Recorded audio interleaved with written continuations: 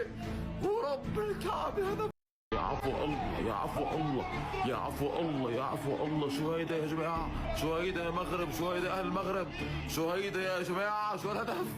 هدف بلاي ستيشن، هدف مش أي هدف بلاي ستيشن. الكعب داخل، هلا بقى داخل، هلا بقى داخل. دبل كيك، دبل كيك يا رجل. الكعبة ورب الكعبة هدف عالمي، ورب الكعبة هدف البطولة، ورب الكعبة هدف بطولة. شو هيدا يا جماعة؟ شو الكعبة هيدا يا أخي؟ كله مصدوم، كله مصدوم من درجات. بعده داخل من 5 دقايق سجل هدف عالمي. ورب الكعبة يا كعبة، ورب الكعبة يا كعبة. شو هيدا؟ الله أكبر من هدف. شوف شوف شوف شوف شوف يخرب بيت إبليسك. شو هيدا؟ يخرب بيت إبليسك. شو اقسم بالله هدف بخليك اذا كنت نايم تصحى. اقسم بالله هدف عالمي، عالمي بالبطوله العالميه كاس افريقيا بالمغرب، امام اعين المغرب، امام اعين جمهور المغرب، امام اعين كبار المغرب.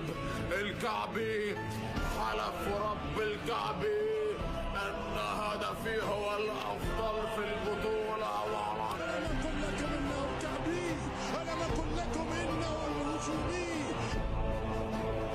الحمد لله ما لعبنا مع المغرب بالمنتخب الاول. شو هذا الهدف وشو هذا ابراهيم دياز وشو هذا المغرب؟ والله رعب يا عالم يا ناس. منيح لعبنا معاهم بالفريق الثالث يا حبيبي. الحمد لله الاردن ما لعبت مع الفريق الاول المغرب. مرعبين مرعبين صراحه، هاي صراحه والله. المغرب بيسفلت جزر القمر وحد يلحق منتخبنا ويبعته. يا جماعه المغاربه قفلوا علينا وهيدغدغونا، هيدغدغونا. يا كابتن ايوب، كابتن ايوب الكعب، احنا لسه بنقول بسم الله الرحمن الرحيم. ده انت اصلا لسه بتقول بسم الله الرحمن الرحيم، لسه نازل من على الدكه. يا جماعه يا المغرب ده داخله سخنه كده ليه؟ ده 2 مع الرأفه، ده الحارس شايل ولا فوق ال7 8 جوان. لا ارحمونا. لا ما ايه بس ايه ده، احنا جايين لك برامي ربيعه ومش عارف مين. وايه المهلبيه دي؟ ما شاء الله يعني، ما شاء الله ما بحسدش، بس ايه المهلبيه دي؟ 11 واحد ما فيهوش غير 2 بس ما بيلعبوش في اوروبا. والاتنين مين؟ يعني انت بتتكلم على مين؟ على سايس اللي اصلا مسيرته كلها بيلعب مع وولفرهامبتون، وياسين بونو. يعني ياسين بونو حدث ولا حرج، هو مش محتاج يلعب في نادي اصلا، يعني هو مش محتاج يلعب في نادي.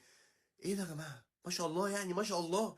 مين هيقدر يقف قدام المهلبيه دي؟ انا ما رضيتش اوريك الدكه، يعني انا ما رضيتش اوريك الدكه عشان شعورك. يعني انت كواحد مصري كده قاعد بتتفرج على منتخب المغرب ممكن تحس ان احنا ممكن نقدر معانا محمد صلاح. انما انت لو شفت كمان الدكه، الله يكون في عوننا، الله يكون في ربنا معاك. عمين. ماما دافريكا، ماما دافريكا. فوز المنتخب المغربي على المنتخب جزر القمر، ولكن راه اداء ما تحزقه. لا بقيتو غاديين بهذا الاداء راه ما غاديوش لكاس افريقيا. المهم الماتش الجاي ان شاء الله يتحسن الاداء.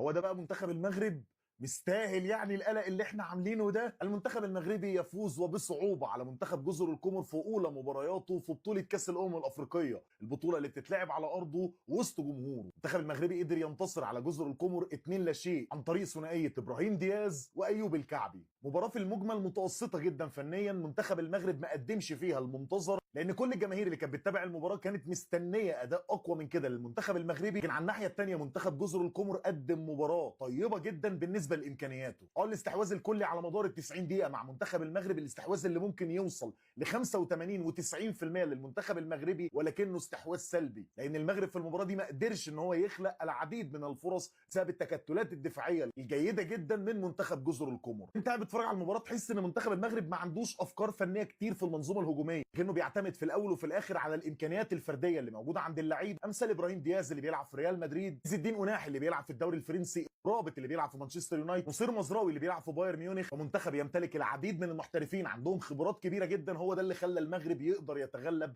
على منتخب جزر القمر. خلي بالك ان المغرب النهارده لعب من غير نجم المنتخب الاول اشرف حكيمي، افضل لاعب في قاره افريقيا، ان تقريبا المدير الفني وليد الركراكي كان شايف ان المباراه لا تستدعي اشراك اشرف حكيمي، عشان اشرف حكيمي يكون جاهز معاه لباقي احداث البطوله، للمباريات اللي هتكون اصعب من مباراه جزر القمر. لكن زي ما بقول لك المنتخب المغربي ما قدمش الاداء اللي كل الناس كانت مستناه منه. قدر يكسب مباراته الاولى ويحقق اول 3 نقاط ليه في دور المجموعات، لكن ده شيء طبيعي ومنطقي واللي كان منتظر ان المغرب يعمل حفله افتتاحيه مشواره في بطوله كاس الامم. ولكن في المجمل المغرب بيفوز وبيحقق اول 3 نقاط وبيتصدر مجموعته، اللي المنتخب المغربي مش هيلاقي فيها اي صعوبه ان هو يصعد كمتصدر المجموعه زي ما انا قلت لك. ولكن بالاداء الفني بتاع هيكل الفريق كامل والخطط الهجوميه اللي بيلعب بيها وليد الركراك، المنتخب المغربي هيواجه صعوبه كبيره جدا في الادوار الاقصائيه او منين ما يلاعب منتخب قوي شويه.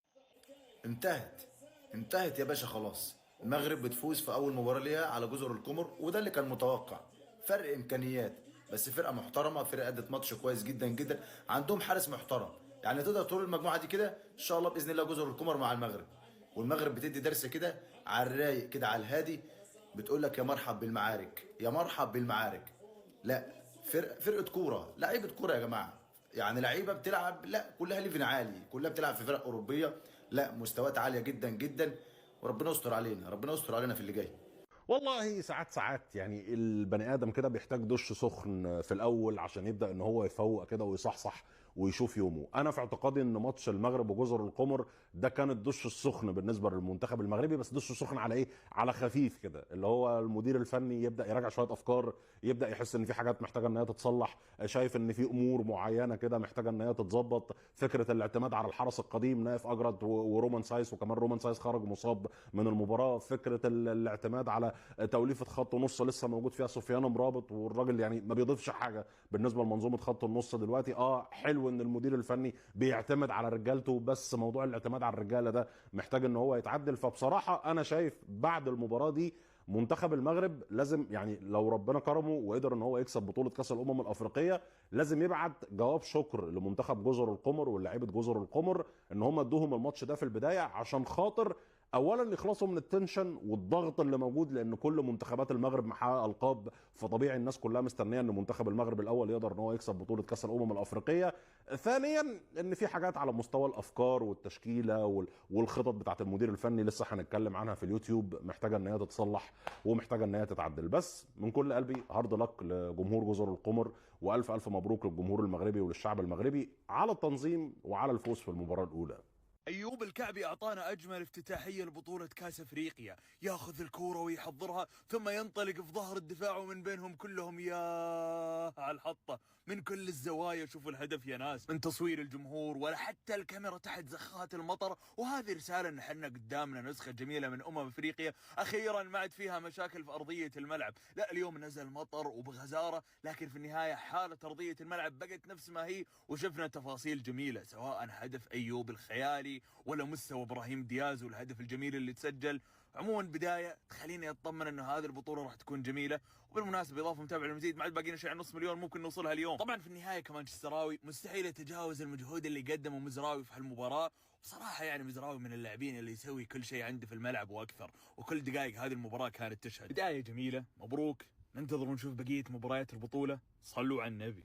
المغرب بتبدا بدايه دراميه في افريقيا، وكان ممكن يقعوا بسبب انهم كانوا داخلين مستسهلين الماتش، واشرف حكيمي داخل يفرح بالجائزه. فشوط اول كان عباره عن استحواذ لكن سلبي، وحتى لما جات لك الكوره وادتك فرصه وقالت لك هات ضربه جزاء سفيان رحيمي بيضيعها، وتيجي بعدها ضربه قويه للمغرب وهي اصابه سايس، وده كله كان ممكن يعقد ليله المغرب النهارده. لكن الشوط الثاني لما احترموا الخصم وسرعوا من الكره الهجوميه اكتر، بان المساحات في دفاع جزر القمر، وباسيست عالمي عن طريق مزراوي، وبفينش مفيش اجمل من كده من ابراهيم دياز يجيب الهدف الاول للمغرب. راكي عدل الملعب بعد كده وينزل الزلزولي وايوب الكعبي علشان يجيب الجول الثاني اللي مفيش احلى من كده ببكوه. لكن من اول البطوله اهو احترم الكره تحترمك يا نجم. مبروك الف اليوم، مبروك الاسود الاطلس، الف مبروك لنا. زي ما قلت لكم المقطع السابق ما راح اقول مبروك للمغرب، مبروك لنا. انا اشجع المغرب، الف مبروك. صح ان المستوى الشوط الاول كان مش ولا بد، بسبب ايش؟ بسبب التكتل الدفاعي. المنتخب جزر القمر متكتلين دفاعيا، تعبنا معهم الشوط الاول الصدق. لكن الشوط الثاني كذا بكم حل تيك تاك تك تك تك تك ابراهيم دياز الهدف الاول. الحكايه مو بهنا والله. الحكايه تدرون وين؟ شوف، من المجنون هذا ايش سجلت؟ ايش الهدف اللي سجلته؟ يا ساتر يا ايوب الكعبي، 32 سنه والباكورد واللفه كذا، يا ساتر ما شاء الله تبارك الرحمن. تاريخي، هدف تاريخي أيوب الكعبي، والله هدف تاريخي. أيوب الكعبي لاعب نادي أولمبياكوس اليوناني، على فكرة مش بس مع المنتخب المغربي مبدع، حتى مع ناديه، مع ناديه مسجل قبل شهر تقريبا ضد ريال مدريد، بدع ضد ريال مدريد، فاز مدريد 4-3 أتوقع، كان مبدع فيها المباراة هذيك. أيوب الكعبي أسطوري، أيوب الكعبي أسطوري. بعدين أصلا شوفوا وجهه، شوفوا الوجه كيف، عرفتوا الوجه اللي فيه قبول كذا من الله سبحانه وتعالى؟ هذا أيوب الكعبي، سبحان من زرع فيه القبول، سبحان الله. محبوب أيوب الكعبي، محبوب عندي وعند الجماهير المغربية. أيوب الكعبي صحيح ما شفناه واجد اليوم، لكن تأكد شفناه كرة واحدة وشالها، كرة خطيرة كذا شالها، والله مش تطبيل إنه لاعب لا والله شالها. وتأكد أن أي خطورة للمنتخب أي منتخب قدامه في البطولة هذه، ما راح أقول جزر القمر، أي منتخب يقابل بونو صدقني بيغثى بونو، بيشبله بونو هنا. صمام الأمان الأسطوري، أفضل حارس عربي في التاريخ، ياسين بونو. شكرا ياسين. الكعبي دخل بديلا ليسجل هدف البطولة، هدف رائع يا جماعة. ما هذه الروعة، ما هذه الجمال. يعني المغرب مش بس مهتمين بالفنيات، لا هم مهتمين بجمالية الأهداف، حتى في كأس العرب ولا في أفريقيا مش فارقة. ولا الهدف الأول إبراهيم دياز، ولد الملكي، ولد المغرب، الملكي ملكي يا جماعة، أرهقهم أتعبهم إبراهيم دياز، الله عليك يا فنان. لا ويسجل لك أول هدف في هذه النسخة من إفريقيا، ليكتب أول أهداف البطولة باسمه وباسم لاعب مغربي. طبعا هذه ضربة البداية للمغرب أمام جزر القمر بثنائية نظيفة. كانت ممكن أن تكون ثلاثية، ولكن رحيمي أهدر ركلة الجزاء، ولكن سرعان ما عاد المغرب وسجل هدفين. لا الحقونا بجد، الحقونا. أيوب الكعبي بيسجل هدف. استناني كده، بص. ايه ده بجد. رجاله المغرب خلاص بقوا متاكدين ان احنا اخدين على المتعه دي كل يومين، فبقوش بيحرمونا من الاهداف الحلوه مثلا. ايه ده يا راجل، ايه ده يا مجنون. هدف عالمي من ايوب الكعبي، وده اللي هياخد جائزه بوشكاش. هدف اسامه طنان من يومين بس قلنا عليه نفس الكلام. النهارده ايوب الكعبي بيجي يقول لك لا معلش بقى يا عم اسامه، انا هسجل هدف احلى منه. طبعا في فوز المغرب ضد جزر القمر 2-0، هدف ابراهيم دياز وهدف ايوب الكعبي. المباراه الافتتاحيه لكاس الافريقيه اللي تقدر تتفرج على الملخص بتاعها وكمان بث مباشر لكل المباريات من خلال اللينك اللي في البايو. ايه رايك بعد مستوى المغرب النهارده؟ هل المغرب هي بطل افريقيا 2025؟ منتخب المغرب يا اخواني حقق الانتصار على جزر القمر في افتتاح بطولة كأس الأفريقية، ويتخطى المنتخب الكرواتي في التصنيف العالمي، يصير المنتخب العاشر عالميا، وكذا صار أعلى ثاني منتخب عربي يوصل لتصنيف بعد المنتخب المصري التاريخي كان تحت قيادة الكابتن حسن شحاتة، وصل المركز التاسع عالميا. طبعا رحيمي يضيع ركلة جزاء في بداية المباراة كانت ممكن أن تصعب على المغرب، بس ما شاء الله قوياء ما تأثروا عادي. ودياز المدريدي كان في الموعد، يعني مباريات بكرة أهمها مباراة مصر، ورانا بطولة ممتعة. قولوا لك يا أخو، السلام عليكم. حد يفهمني إزاي الجون ده؟ اتفرج اتفرج يا ابن اللعيبة. الهدف الثاني، أنا ما أقول لكم. إيه ده بجد؟ من قبل ما أكمل البطولة فهو أفضل جون بلا منازع ومن غير كلام. أنا بجد بشوف الماتش أنا مش متخيل إن هو هيلعب الكرة دي كده، ما حدش كان مصدقها خالص. فبجد عاش قوي عم أيوب، جون عالمي. شكله اللي ما يسجل هدف خرافي في المغرب شكله ما يلعب اساسي، خلاص يمكن يغيلونه على طول، مستحيل. انا بعرف شنو الشغله وياكم يا اهل المغرب، يا منتخب المغربي، ايش المشكله وياكم ويا الاهداف الخرافيه؟ الهدف الخرافي اللي في نهائي كاس العرب انا ما نسيته لحد الان، ما نسيته. هدف طنان ما نسيته، ويرجع لنا ايوب الكعبي يسجل هدف ولا اروع، وبمسافه صغيره يعطيه هذيك الدبل. يا جماعه الخير، يا اهل المغرب، يا منتخب المغرب، ابي اعرف شغله واحده، انتوا اذا ما سجلتوا هدف خرافي ما راح تلعبون؟ وسط هذه الاجواء الجميله والابداع والمتعه من المغرب، المنتخب المغربي يكملها ويفوز بثنائيه وكلين شيت. باكورد جميل من الكعبي، والله ما الومك، مالك الا تتفرج وتستمتع معانا على الباكورد ده. خلف اي خطوره وخلف اي شيء جميل في المغرب مزراوي. صح دياز اليوم نجم وسجل هدف والكعبي سجل هدف، لكن مزراوي افضل لاعب في المباراه. مع احترامي لجميع المنتخبات، بس انا مع المغرب في هذه البطوله. بنحبكم بزاف.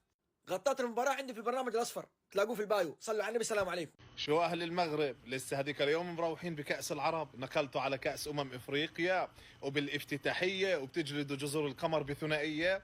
يا أخوان خلوا إشي لغيركم، ارحمونا. ألف مبروك للشعب المغربي والمنتخب المغربي، بيستاهلوا كل خير. بس للأمانة ما شاء الله خلصوا من كأس العرب نقلوا على افريقيا على طول، انسى ما في عندهم اي راحة يا غالي. ايوب الكعبي وابراهيم دياز يقود المنتخب المغربي للفوز بالثنائيه على جزر القمر في افتتاح كاس افريقيا 2025. ايوب الكعبي بيسجل هدف اقل ما يقال عليه حرفيا هدف تاريخي، هدف بباقورده وهو بيجري بيلف ظهره بيلعبها في مرمى حارس جزر القمر. ولكن بالنسبه لي حارس جزر القمر هو رجل المباراه، منع اهداف كتيره جدا للمنتخب المغربي وتصديات خرافيه في المباراه. والغريب بالنسبه لي ان رحيمي بيلعب اساسي وموجود على الدكه النصيري وايوب الكعبي، حاجه غريبه جدا. ولكن مبروك للمغرب وارض لك لجزر القمر، والمنتخب المغربي يقود الصداره في مجموعته. مبروك للمنتخب المغربي، أداء أسطوري. أسود الأطلس، اسم على مسمى. فعلا انكم أبطال، قدمتوا مباراة قوية جدا. في الهدف الثاني روحوا احضروه، دبل كيك. هدف الثاني هدف أسطوري. لا اتفرج على الكعبي، ده بداية البطولة. حسمنا بوشكاش ولا ايه في اول سنة. هتبدأ البطولة بسفيان اللي ده ضربة جزاء، ومش كده وبس، يتصاب اهم مدافع عندهم سايس في اول البطولة كده. وبينك هي كانت ضربة جزاء وهمية بس عشان ابراهيم زياد تبعنا. لو عايز عرضيات كعبي رايق ولعيب وسجل هدف، لو كان لعيب تاني انا بيني وبينك يعني. بس المغاربة تتوعد في بداية البطولة بعد الفوز على جزر القمر، دي لسه البداية. لو وصلت معنا لغاية هنا ما تنساش الاشتراك في القناة وتفعيل زر الجرس عشان يوصلك كل فيديوهات جديدة مننا، والسلام. تشوف بان هذه القوه الناعمه اللي ما كلفتناش الشيء الكثير واللي درتنا واحد الاشهار على المستوى العالمي، واحد المجموعه من الناس ولاو تعرفوا شكون هو المغرب. هذه 15 و16 سنه كنت سافرت مشيت لواحد المجموعه من الدول، وكنت فاش نقول لهم انا من المغرب موروكو تيقولوا لي واش موناكو، ما كانوش يعرفوا المغرب. ما كانش كاع الدول في العالم كلهم تعرفوا المغرب، لا الدول اللاتينيه ولا حتى الدول اللي